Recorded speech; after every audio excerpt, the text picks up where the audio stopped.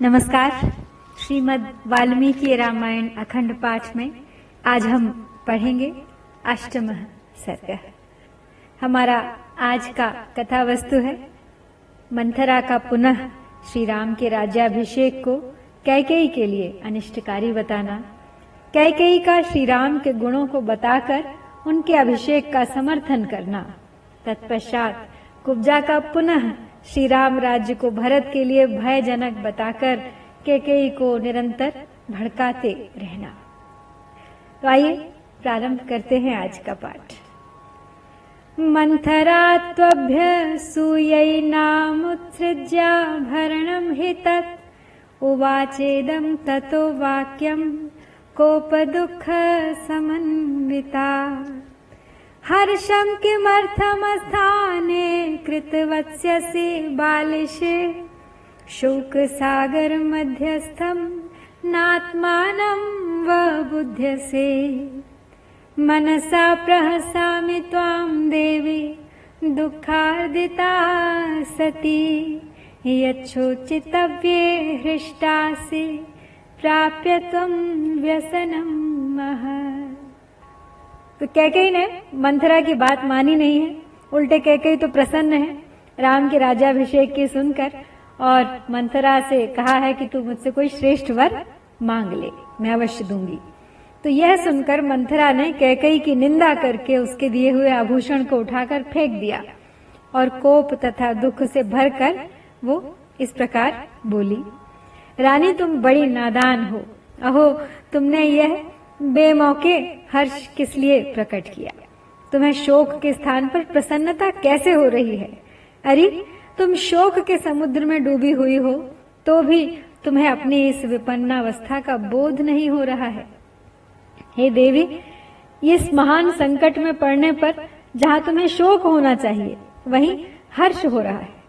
तुम्हारी यह अवस्था देखकर मुझे मन ही मन बड़ा क्लेश सहन करना पड़ रहा है। मैं दुख से व्याकुल हुई जाती हूँ।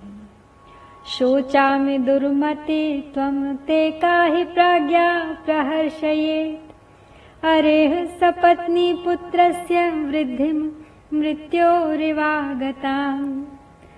भरतादेव रामस्य राजसाधारणात् भयम् तद्विचिन्त्य विषण्णास्मि भयं भीताद्धे जायते। लक्ष्मणो हि महाबाहु रामं सर्वात्मना गतः।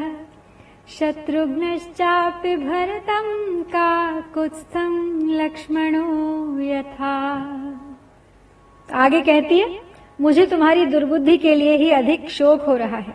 अरे, सौत का बेटा शत्रु होता है, वह सौतेली माँ के लिए साक्षात मृत्यु के समान होता है। भला उसके अभ्युदय का अवसर आया देख कौन बुद्धिमती स्त्री अपने मन में हर्ष मानेगी? यह राज्य भरत और राम दोनों के लिए साधारण भोग्य वस्तु है, इस पर दोनों का समान अधिकार है। इसलिए श्री राम को भरत से ही भय है। यही सोचकर मैं विषाद में डूबी जाती हूँ, क्योंकि भयभीत से ही भय प्राप्त होता है। अर्थात आज जैसे भय है वही राज्य प्राप्त कर लेने पर जब सबल हो जाएगा तब अपने भय के हेतु को उखाड़ फेंकेगा। महाबाहु लक्ष्मण संपूर्ण हृदय से श्री रामचंद्र जी के अनुगत हैं। जैसे लक्ष्मण श्री राम के अनुगत हैं, उसी तरह शत्रुघ्न भी भरत का अनुसरण करने वाले हैं।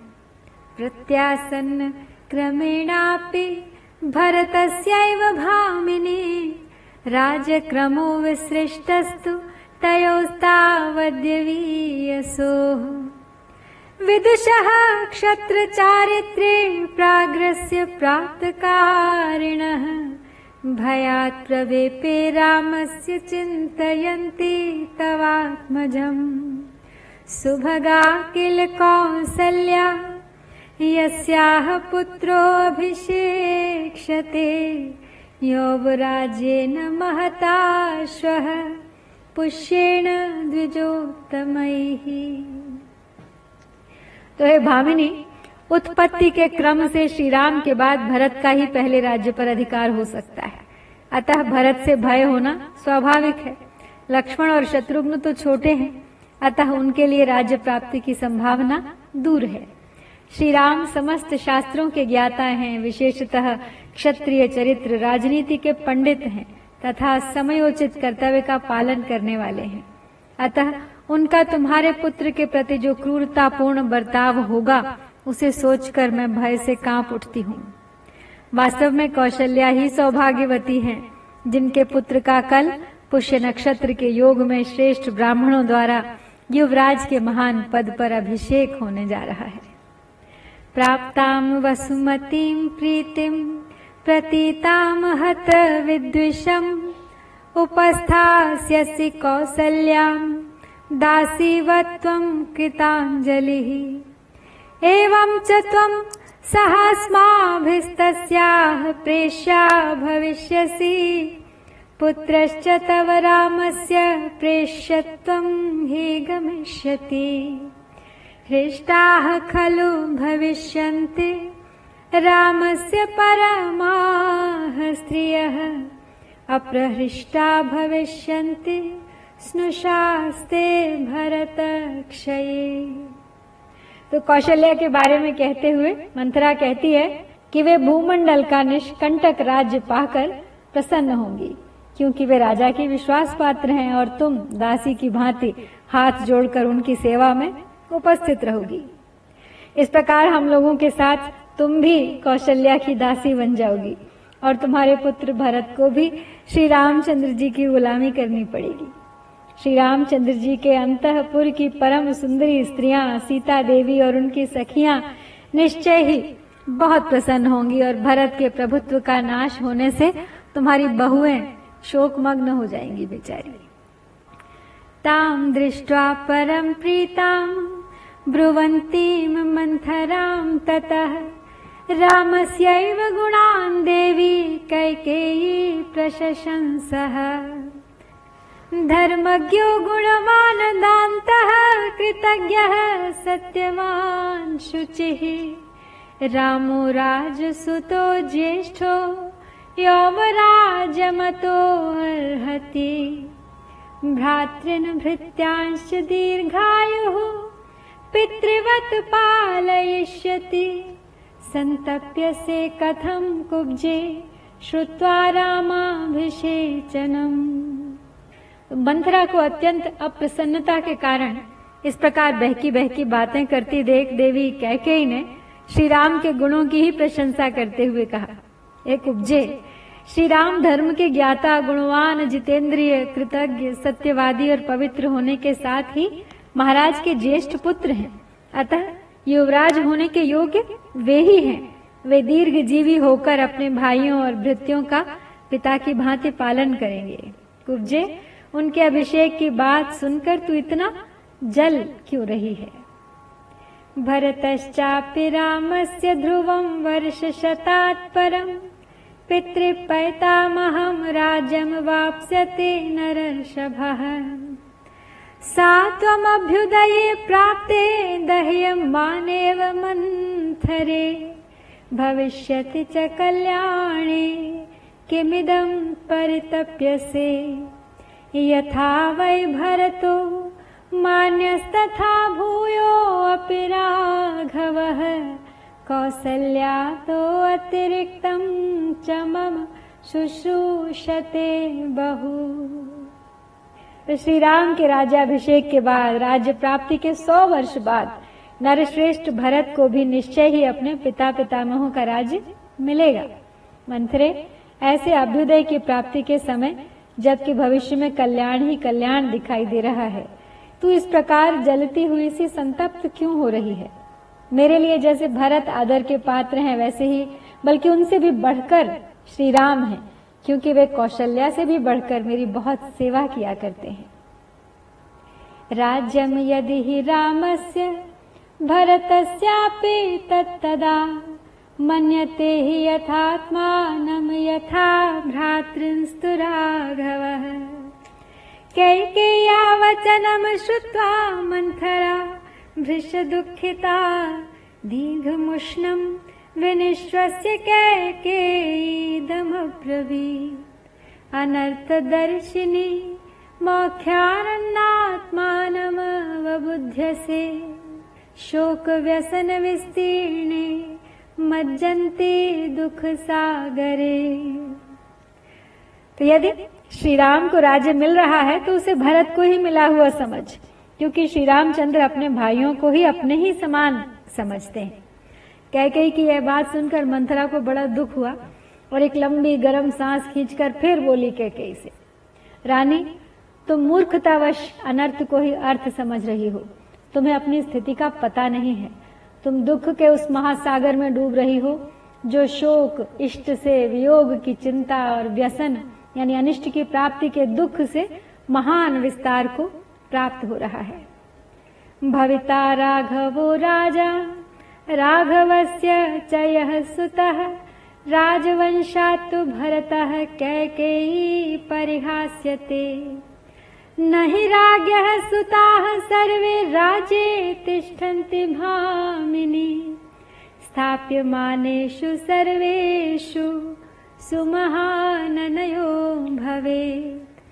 तस्मात् ज्येष्ठे हि कैकेयी राजतन्त्राणि पार्थिवाः स्थापयन्त्यन वद्यांगे गुणवत्से अवतरेष्वपि।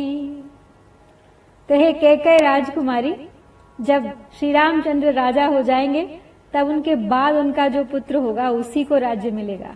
भरत तो राज परंपरा से अलग हो जाएंगे। भामिनी, राजा के सभी पुत्र राज्य सिंहासन पर नहीं बैठते हैं। यदि सबको बिठा दिया जाए तो बड़ा भारी अनर्थ हो जाए। ये परम सुंदरी कैकेयी नंदिनी, इसीलिए राजा लोग राजकाज का भार ज्येष्ठ पुत्र पर ही रखते हैं। यदि ज्येष्ठ पुत्र गुणवान न हो तो दूसरे गुणवान पुत्रों को भी राज्य सौंप दिया जाता है। असावत्यंत निर्भग्नस्तव पुत्रो भविष्यति अनाथवत् सुखेभ्यश्च राजवंशाच्च वत्सले। साहं त्वदर्थे संप्राप्ता त्वं तु मां नावबुद्धयसे सपत्नी वृद्धौ यामे त्वं प्रदेयं दातुमर्हसि। ध्रुवं तु भरतं रामः प्राप्य राजम कंटकम् देशांतरम नाययिता लोकांतरम अथापि वा। तो हे पुत्र वत्सले, तुम्हारा पुत्र राज्य के अधिकार से तो बहुत दूर हटा ही दिया जाएगा। वह अनाथ की भांति समस्त सुखों से भी वंचित हो जाएगा। इसलिए मैं तुम्हारे ही हित की बात सुझाने के लिए यहाँ आई हूँ, परंतु तुम मेरा अभिप्राय तो समझती नहीं। उल्टे सौत का अभ्युदय सुनकर मुझे पारितोषिक देने चली हो। याद रखो, यदि श्री राम को निष्कंटक राज्य मिल गया तो वे भरत को अवश्य ही इस देश से बाहर निकाल देंगे अथवा उन्हें परलोक में भी पहुंचा सकते। बालएव तु मातुल्यं भरतो नायतस्त्वया सन्निकर्षाच्च सौहार्दं जायते स्थावरेष्विव। भरतानुवशात् सोऽपि शत्रुघ्नस्तत्समं गतः लक्ष्मणो हि यथा रामं तथायं भरतं गतः। श्रूयते हि द्रुमः कश्चित् चेतव्यो वनजीवनैः सन्निकर्षादिशिकाभिर्मोचितः परमाद्भयात्। छोटी अवस्था में ही तुमने भरत को मामा के घर भेज दिया। निकट रहने से सौहार्द उत्पन्न होता है। यह बात स्थावर योनियों में भी देखी गई है। लता और वृक्ष आदि एक दूसरे के निकट होने पर परस्पर आलिंगन पाश में बद्ध हो जाते हैं। यदि भरत यहाँ तो राजा का उनमें भी समान रूप से स्नेह बढ़ता, अतः वे उन्हें भी आधा राज्य दे देते। भरत के अनुरोध से शत्रुघ्न भी उनके साथ ही चले गए। यदि वे यहाँ होते तो भरत का काम बिगड़ने नहीं पाता, क्योंकि जैसे राम लक्ष्मण के अनुगामी हैं, उसी प्रकार शत्रुघ्न भरत का अनुसरण करने वाले हैं। सुना जाता है कि जंगल की लकड़ी बेचकर जीविका चलाने वाले कुछ लोगों ने किसी वृक्ष को काटने का निश्चय किया, परंतु वह वृक्ष कंटीली झाड़ियों से घिरा हुआ था, इसलिए वे उसे काट नहीं सके। इस प्रकार कंटीली झाड़ियों ने निकट रहने के कारण उस वृक्ष को महान भय से बचा लिया। गोप्ता हि रामं सौमित्रिर्लक्ष्मणं चापि राघवः अश्विनोरिव सौभ्रात्रं तयोर्लोकेषु विश्रुतम् तस्मान्न लक्ष्मणे रामः पापं किञ्चित् करिष्यति रामस्तु भरते पापं कुर्यादेव न संशयः तस्माद् राजगृहादेव वनं गच्छतु राघवः एतद्धि रोचते मह्यं भृशं चापि हितं तव। तो सुमित्रा कुमार लक्ष्मण श्री राम की रक्षा करते हैं और श्री राम उनकी। उन दोनों का उत्तम भ्रातृ प्रेम दोनों अश्विनी कुमारों की भांति तीनों लोकों में प्रसिद्ध है। इसलिए श्री राम लक्ष्मण का तो किंचित भी अनिष्ट नहीं करेंगे, परंतु भरत का अनिष्ट किए बिना वे रह नहीं सकेंगे, इसमें संशय नहीं है। अतः श्री रामचंद्र महाराज के महल से ही सीधे वन को चले जाएं, मुझे तो यही अच्छा जान पड़ता है और इसी में तुम्हारा परम हित है। एवं ते ज्ञाति पक्षस्य श्रेयश्चैव भविष्यति यदि चेत् भरतो धर्मात् पित्रयम् राजम् वाप्स्यति स ते सुखोचितो बालो रामस्य सहजो रिपुः समृद्धार्थस्य नष्टार्थो जीविष्यति कथं वशे अभिद्रुतमिवारण्ये सिंहेन गजयूथपम् प्रच्छाद्यमानं रामेण भरतं त्रातुमर्हसि। तो यदि भरत धर्मानुसार अपने पिता का राज्य प्राप्त कर लेंगे तो तुम्हारा और तुम्हारे पक्ष के अन्य सब लोगों का भी कल्याण होगा। सौतेला भाई होने के कारण जो श्री राम का सहज शत्रु है वह सुख भोगने के योग्य तुम्हारा बालक भरत राज्य और धन से वंचित हो राज्य पाकर समृद्धिशाली बने हुए श्री राम के वश में पड़कर कैसे जीवित रहेगा। जैसे वन में सिंह हाथियों के यूथपति पर आक्रमण करता है और वह भागा फिरता है, उसी प्रकार राजा राम भरत का तिरस्कार करेंगे। अतः उस तिरस्कार से तुम भरत की रक्षा करो। दर्पा निराकृता पूर्वं त्वया सौभाग्यवत्तया राम माता सपत्नी ते कथं वैरं न यापये यदा च रामः पृथिवीं वाप्स्यते प्रभूतरत्नाकरशैलसंयुताम् तदा गमिष्यस्य शुभं पराभवं सहैव दीना भरतेन भामिनी यदा हि रामः पृथिवीं वाप्स्यते ध्रुवं प्रणष्टो भरतो भविष्यति अतो हि संचिन्तय राजमात्मजे परस्य चैवास्य विवास कारणम्। तो तुम पहले पति का अत्यंत प्रेम प्राप्त होने के कारण घमंड में आकर जिनका अनादर किया था वे ही तुम्हारी सौत श्री राम माता कौशल्या पुत्र की राज्य प्राप्ति से परम सौभाग्यशालिनी हो उठी हैं। अब वे तुमसे अपने वैर का बदला भला क्यों नहीं लेंगी। तो हे भामिनी, जब श्री राम अनेक समुद्रों और पर्वतों से युक्त समस्त भूमंडल का राज्य प्राप्त कर लेंगे तब तुम अपने पुत्र भरत के साथ ही दीनहीन होकर अशुभ पराभव का पात्र बन जाओगी। याद रखो, जब श्री राम इस पृथ्वी पर अधिकार प्राप्त कर लेंगे तब निश्चय ही तुम्हारे पुत्र भरत नष्ट प्राय हो जाएंगे। अतः ऐसा कोई उपाय सोचो जिससे तुम्हारे पुत्र को तो राज्य मिले और शत्रुभूत श्री राम का वनवास हो जाए। तो इस प्रकार हम आज यहाँ 8वां सर्ग अयोध्या कांड से संपूर्ण करते हैं। इत्यार्षे श्रीमद् रामायणे वाल्मीकिये आदि काव्ये अयोध्या कांडे 8मः सर्गः। ओम श्री सीतारामचंद्राभ्यां नमः।